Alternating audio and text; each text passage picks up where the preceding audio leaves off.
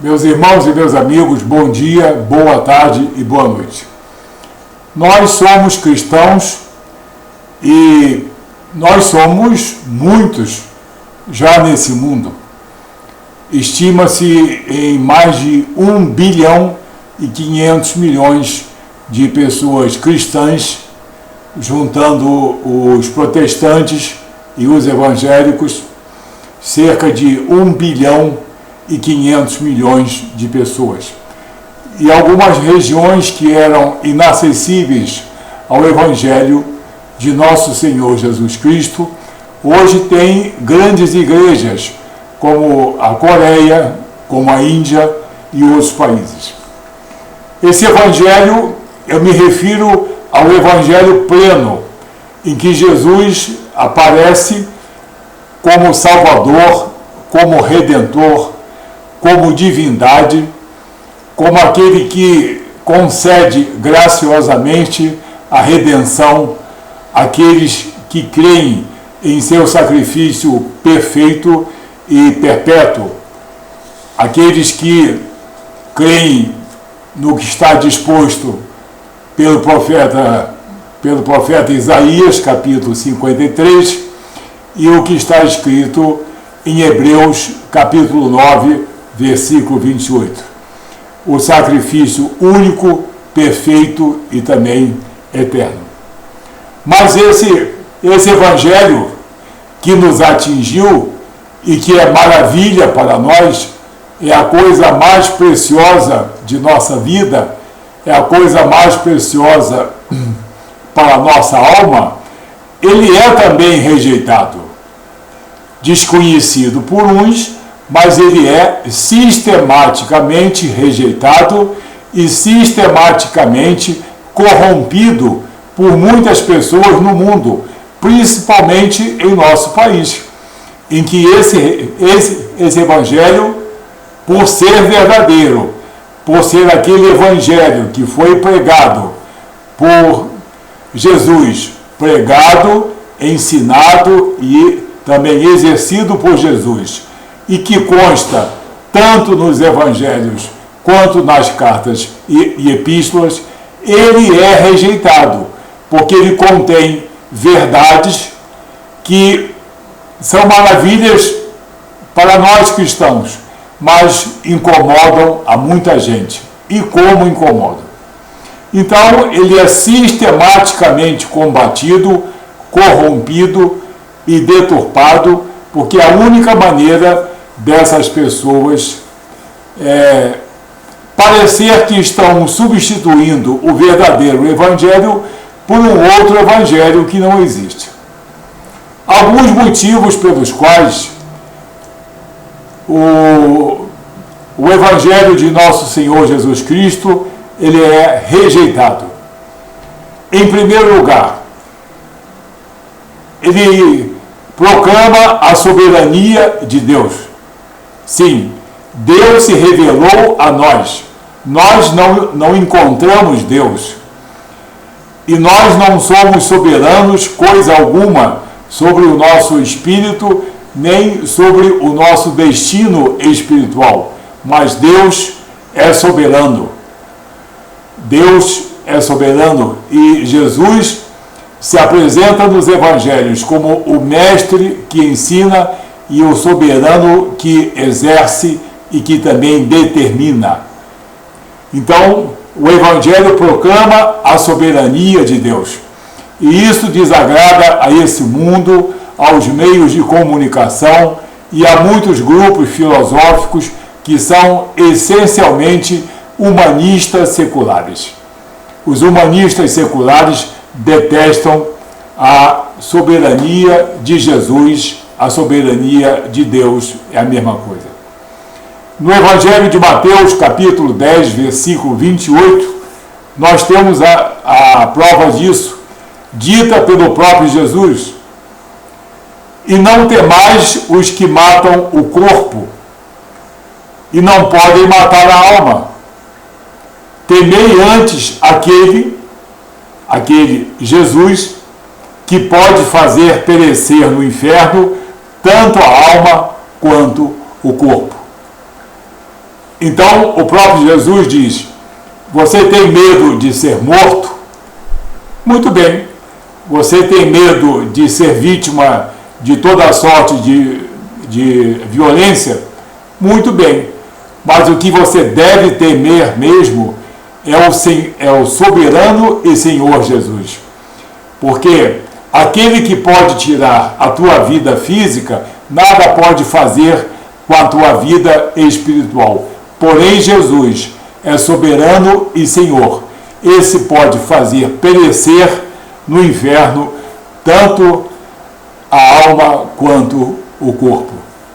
Então, o Evangelho ele é frequentemente rejeitado porque ele proclama, demonstra nas palavras do próprio Jesus a soberana vontade de Deus, a vontade de nosso soberano Jesus Cristo. Em segundo lugar, esse Evangelho não vem de homens.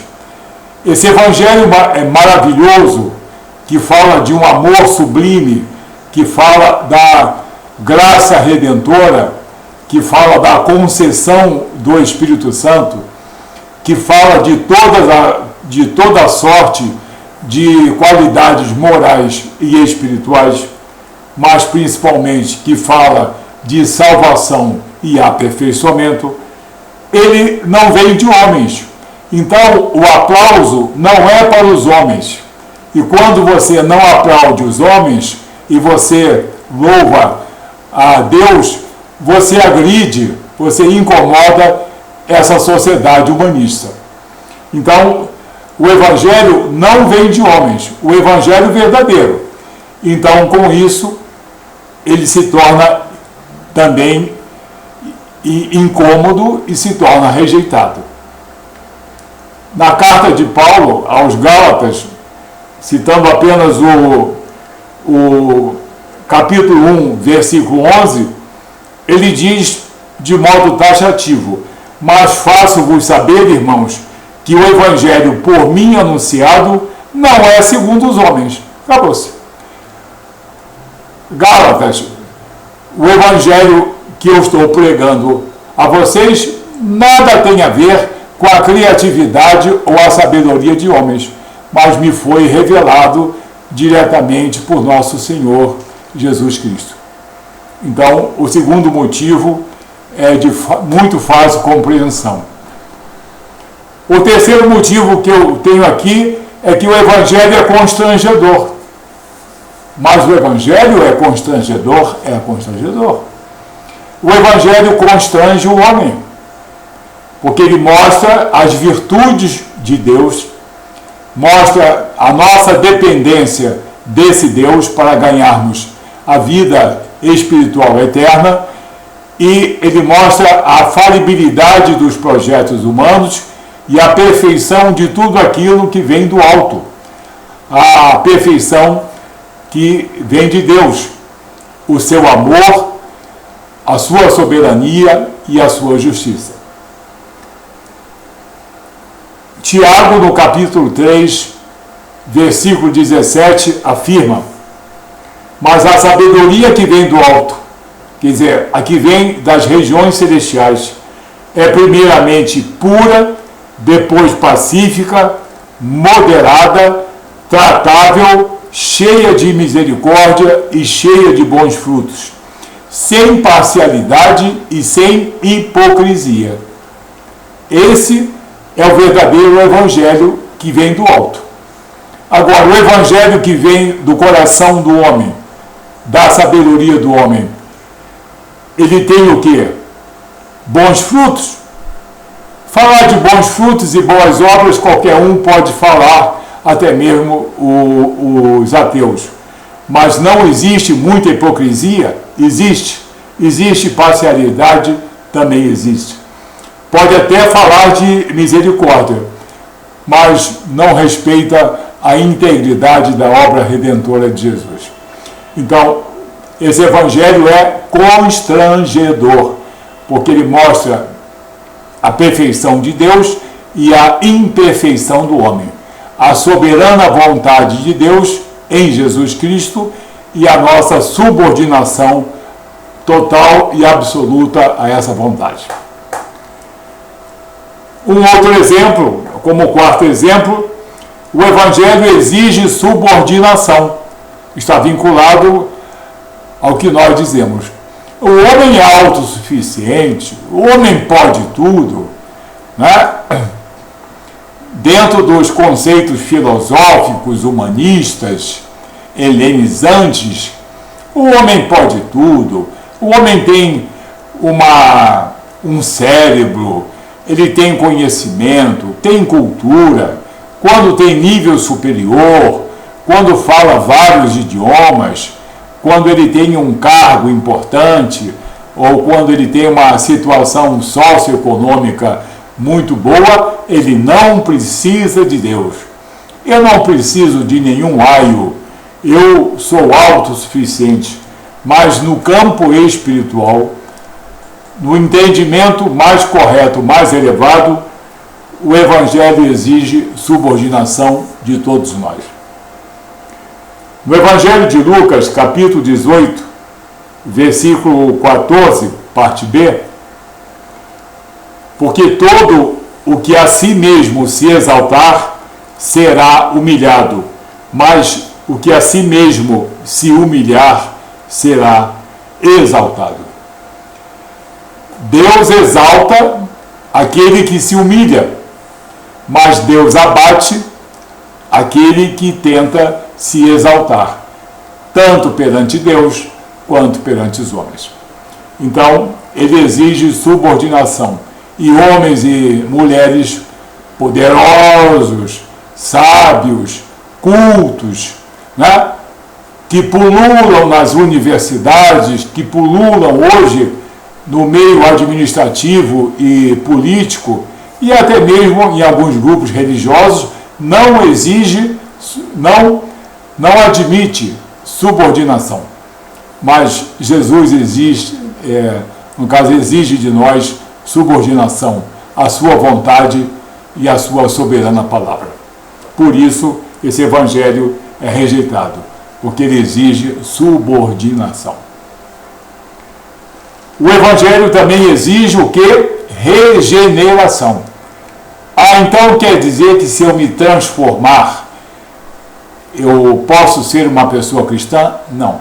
Eu não estou falando de transformação. Eu não estou falando de se apresentar de maneira diferente, porque isso pode ser apenas teatral. O que nós falamos aqui é de regeneração. É o lavar regenerador pelo Espírito Santo de Deus. Conhecido com a palavra grega palingenesia. Palingenesia aparece 2 vezes nas Escrituras Sagradas, em Tito, capítulo 3, versículo 5, e em Mateus, capítulo 19, versículo 28.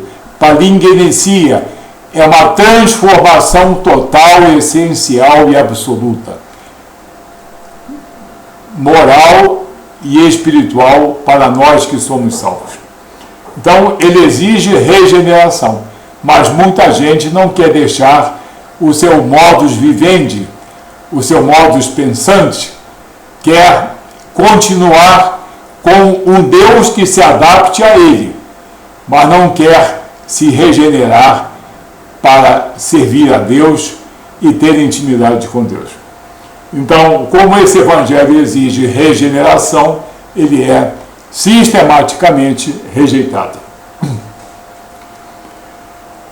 Na carta de Paulo aos Romanos, capítulo 12, versículo 2, o apóstolo diz: e não vos conformeis com esse mundo, e não vos conformeis também com esse século, mas transformai-vos pela renovação da vossa mente. Transformai-vos, regenerai-vos pela renovação do vosso entendimento, conforme a versão, para que experimenteis qual seja a boa, a agradável e a perfeita vontade de Deus. E a perfeita vontade de Deus. Então, essa regeneração ou palingenesia é condição sine qua non para que esse evangelho nos atinja, para que nós sejamos cristãos, ganhemos a vida eterna, nessa reconciliação com Deus, nessa redenção de nosso cativeiro dos pecados. E isso, no caso, incomoda muita gente, porque muita gente diz que eu posso mudar, mas regeneração é uma coisa que é bem mais profunda e você deve saber do que eu estou dizendo. Um motivo muito importante pelo qual também esse evangelho verdadeiro que vem do alto, o evangelho em que Jesus é soberano e Senhor, é que esse evangelho exige dos seus discípulos, de nós cristãos, testemunho. Nós precisamos testemunhar do que Jesus fez e faz em nossa vida. Nosso falar, nosso agir, nosso pensar, nosso crer, nosso caráter, a nossa credibilidade perante outros homens e a nossa intimidade com Deus, a nossa avidez pela oração, a nossa avidez pela palavra, pelas escrituras sagradas, a nossa avidez espiritual, mesmo que nós sejamos doutores, sejamos eruditos, sejamos poliglotas, nós temos que testemunhar ao mundo, aos crentes e aos descrentes também, principalmente, que nós somos testemunho do poder transformador de Deus em nossa vida. E como isso vai contra os princípios humanistas e vai contra o princípio do testemunho secular, esse evangelho ele é rejeitado, porque exige o nosso testemunho cristão. Não é testemunho de boas obras ou de delicadeza ou de boas maneiras. É o testemunho de tudo isso que eu acabei de falar. Esse verdadeiro evangelho que vem do alto também exige o quê? Compromisso. Todos nós que somos atingidos pelo poder do Espírito Santo, todos nós que somos regenerados pelo poder de nosso Senhor Jesus Cristo e somos nascidos do alto, nascidos de Deus, portanto nós somos feitos novas criaturas, nós recebemos graciosamente uma nova condição, uma nova vida, mas isso também nos impõe um compromisso de nós testemunharmos, como eu já disse, de nós mantermos a integridade da fé cristã e de nós disseminarmos essa coisa maravilhosa que acontece conosco.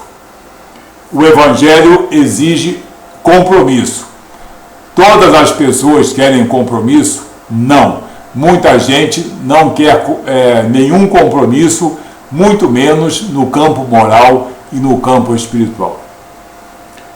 O apóstolo Paulo, em 1 Coríntios, capítulo 9, versículo 16, afirma: pois se eu anuncio o Evangelho, não tenho que me gloriar, porque me é imposta esta obrigação, e ai de mim se não anunciar o Evangelho.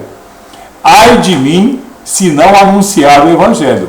Paulo, escolhido por Deus, escolhido por Jesus, capacitado por Jesus, como está no livro de Atos dos Apóstolos, capítulo 9, versículos 15, 16 e 17, ele, na sua autoridade, na sua envergadura, diz: ai de mim se eu não mostrar compromisso com esse evangelho.